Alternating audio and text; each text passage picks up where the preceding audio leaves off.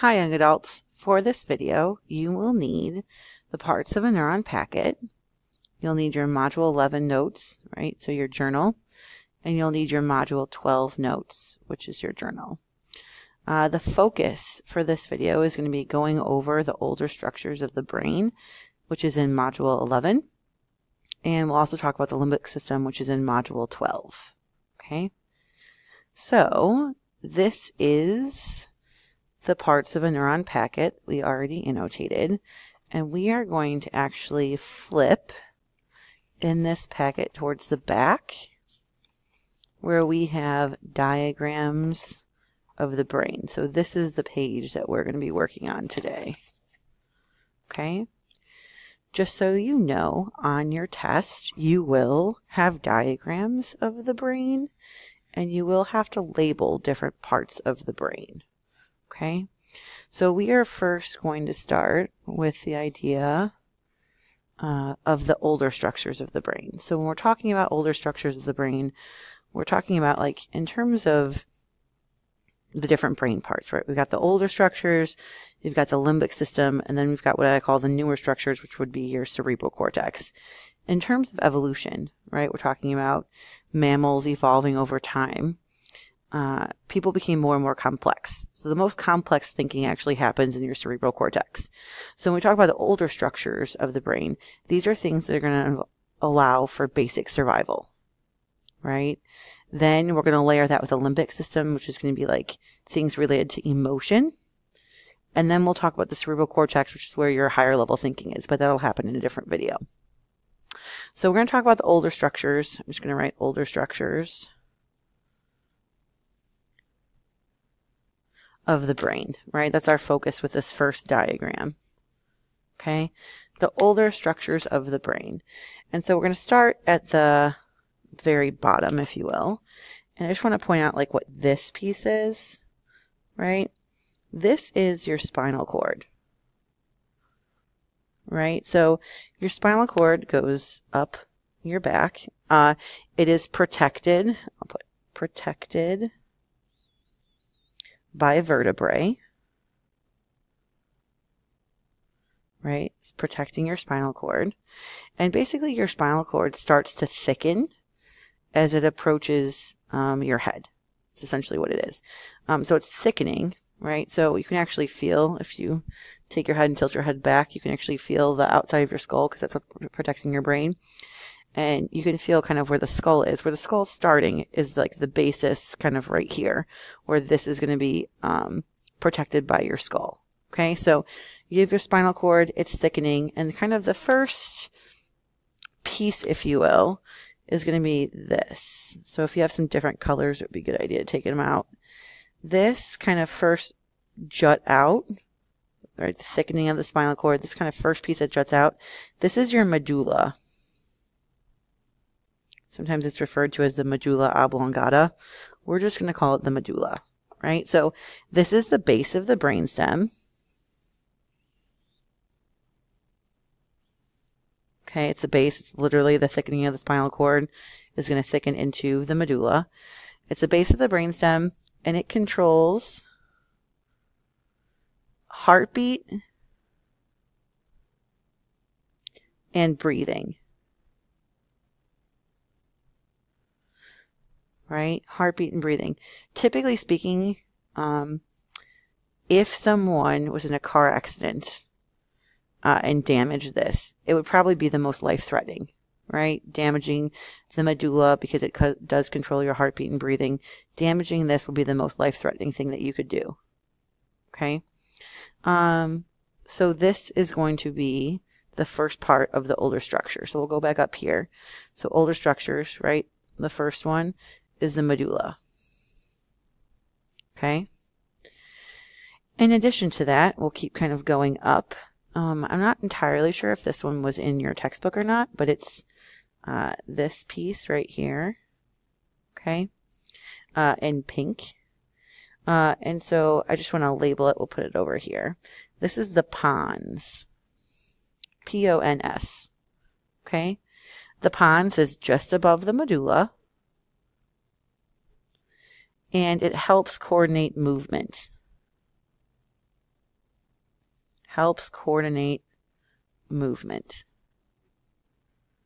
It's also active when you dream. So when you're sleeping and dreaming, the pons is active. Okay, so we've got the medulla, we've got the pons, and the next one we're looking at is this idea of the reticular formation. And the reticular formation is this kind of branchy neural fiber that you see that goes all the way kind of through the entire brainstem. Okay, and that's pointing to this right here. It's the reticular formation. The reticular formation is technically located between your ears. So if you're talking about in terms of level on your head, it would be at the point kind of between your ears in terms of placement. And the reticular formation is in control of arousal.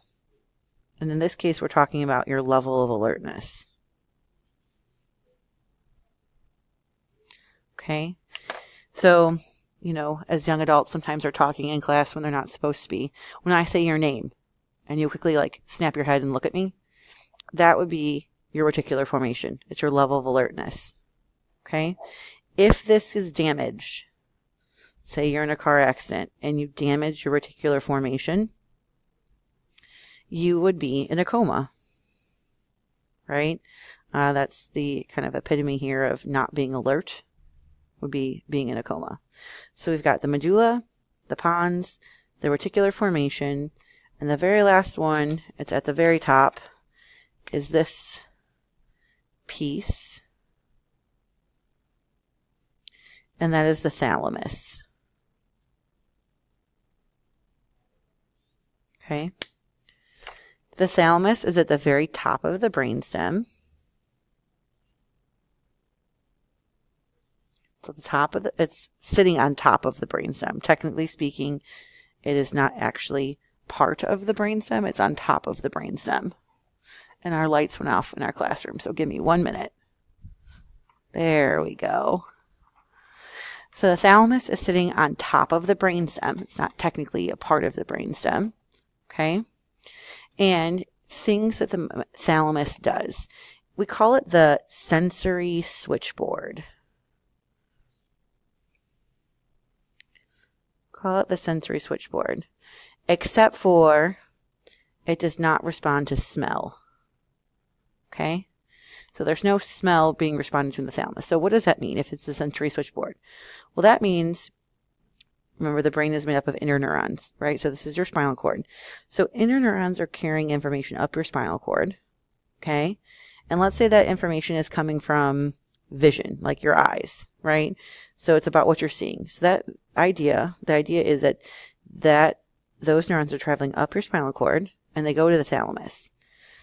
The thalamus is a switchboard, meaning it sends information from your senses to the appropriate place to be processed.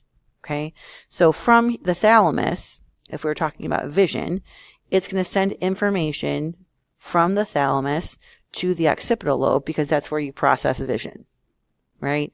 So it's the switchboard in the sense that it's kind of like the operator where it then sends you to the appropriate place, or a directory where it tells you where to go. So that's what we mean by when we say sensory switchboard. Okay, so I'll put over here, directs messages to cortex, because it's sending it to the cerebral cortex wherever they should go. Okay, so these are considered all of the older structures of the brain. Okay, there's one more that we'll do that's an older structure of the brain. It's off to the side here, and there's two of them. There's this right here, and there's this one right here. Okay, and this is your cerebellum. Okay, that is your cerebellum. Your cerebellum is it extends from the rear of the brainstem, right? So it's at the base of the brainstem, It's about the size of a baseball. It literally translates to little brain. So when you look at images from a different angle, it kind of actually looks like a small brain. And if you, to understand what you're looking at here, this right here is the spinal cord. So this butterfly shape right here, like this is the spinal cord. This is, if you were looking up at someone's head, you would see at the base of the brain, you have your cerebellum. Okay. Cerebellum is something that's going to control balance and coordination of voluntary movements.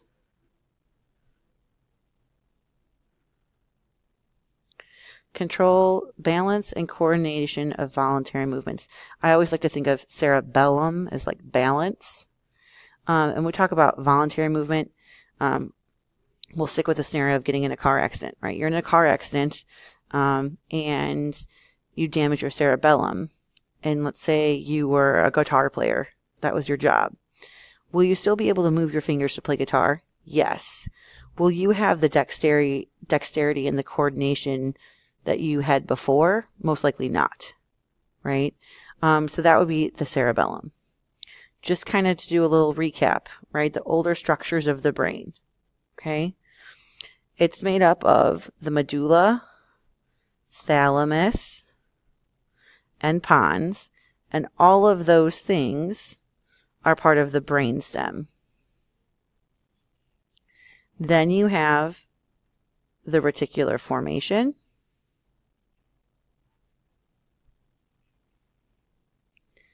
which we talked about is in charge of your level of alertness. And then you also have the cerebellum. So which is in charge of coordination and balance. Okay. So these three parts, if you will, make up the older structures of the brain. Okay. If you look, there's one more thing. We'll use the green marker. This piece right here, it's trying to show you, this is an upward angle of the medulla, which once again is the first piece of the spinal cord that kind of juts out. That would be your medulla. And stay tuned for the next video because I will go through the limbic system in part 2.